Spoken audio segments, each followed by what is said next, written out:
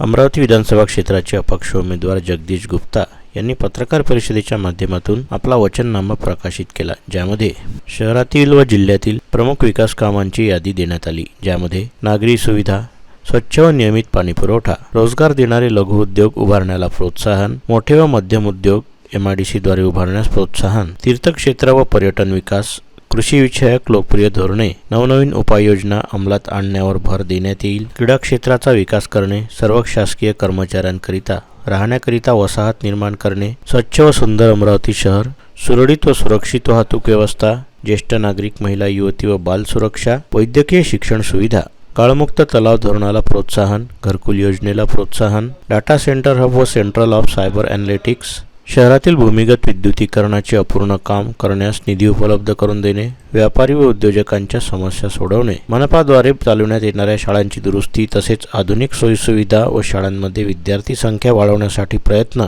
तसेच जुनी पेन्शन योजना इत्यादी मुद्द्यांचा समावेश करण्यात आला आहे.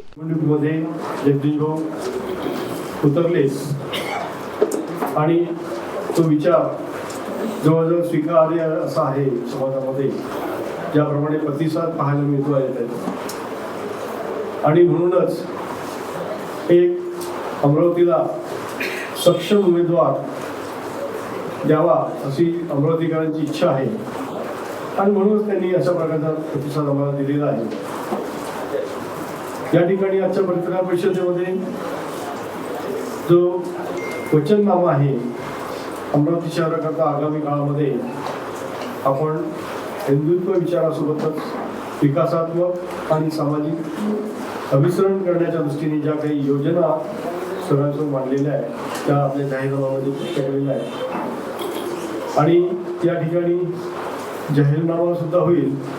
आणि आतापर्यंत जो काही प्रचार यात्रेला प्रतिसाद मिळाला आहे या संदर्भात जगदीश भाऊ आपले विचार या ठिकाणी मांडतील अशी मी त्यांना सर्वांचा मनपूर्वक आभार व्यक्त करतो की आपण सगळेजण इथे आलात.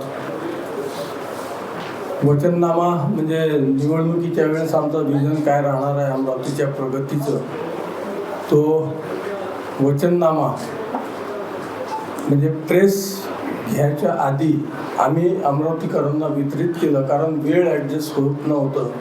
म्हणून आपल्यासमोर उशिरा तो जाहीरनामा आणलं, त्याबद्दल पहिली दिलगिरी व्यक्त करतो.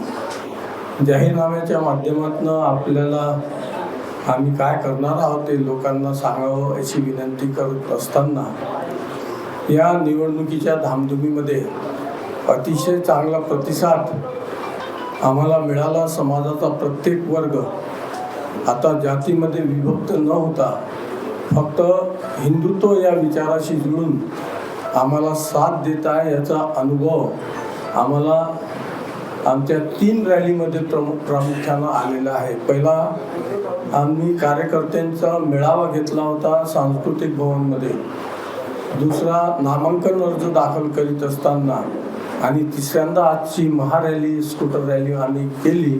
या तिन्ही म्हणजे ज्याला म्हणून शक्ती प्रदर्शनाच्या कार्यक्रमामध्ये सर्व समाजातल्या लोकांनी प्रचंड प्रतिसाद, सहकाऱ्यांनी प्रचंड प्रतिसाद, कार्यकर्त्यांना प्रतिसाद दिलेला आहे.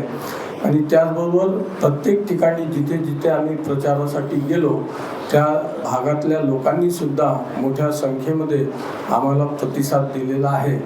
आणि म्हणून या निवडणुकीमध्ये आम्ही आमचा विजय निश्चित मानित आहे.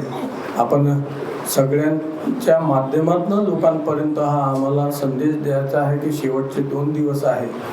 या 2 दिवसामध्ये ज्या प्रकारे आत्तापर्यंत आपण अमरावती मतदारसंघातील मतदात्यांनी आम्हाला साथ दिली आहे, त्याच प्रकारचा साथ 20 तारखेपर्यंत शेवटचा मतदान होईपर्यंत आम्हाला द्यावी अशी विनंती आपण आमच्या माध्यमातून लोकांना करावं अशी मी आपण सर्वांना विनंती करीत आहे.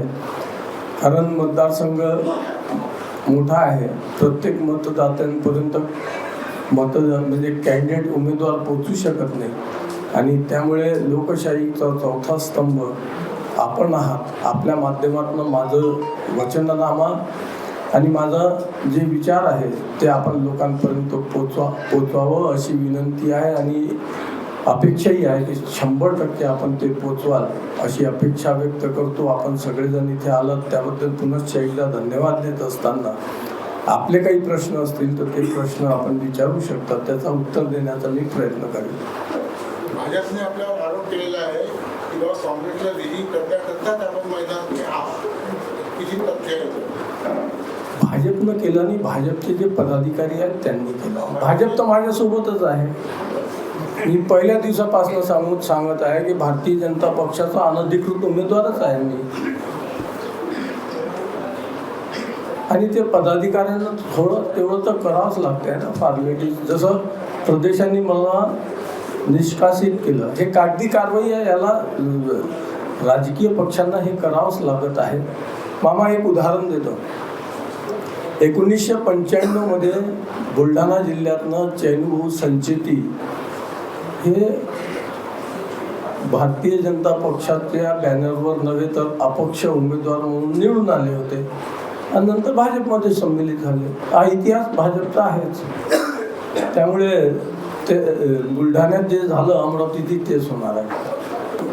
आजच्या पत्रकार परिषदेचं उद्दिष्ट असं आहे की ज्यावेळेस मी फॉर्म भरला होता, नामांकन अर्ज दाखल केला होता, त्यावेळेस आम्ही सांगितलं होतं की अमरावतीचं विकास कोणत्या दृष्टीनं आम्ही करणार आहोत, कोणती दिशा आमची राहणार आहे आणि तो वचननामा घेऊन आम्ही आलो आहे. याआधी म्हणजे वचननामा लोकांपर्यंत आम्ही पोचवला आहे, परंतु आपण सर्वांशी उशिरा भेटत आहे म्हणून दिलगिरी व्यक्त करतो. परंतु हा वचननामा आपण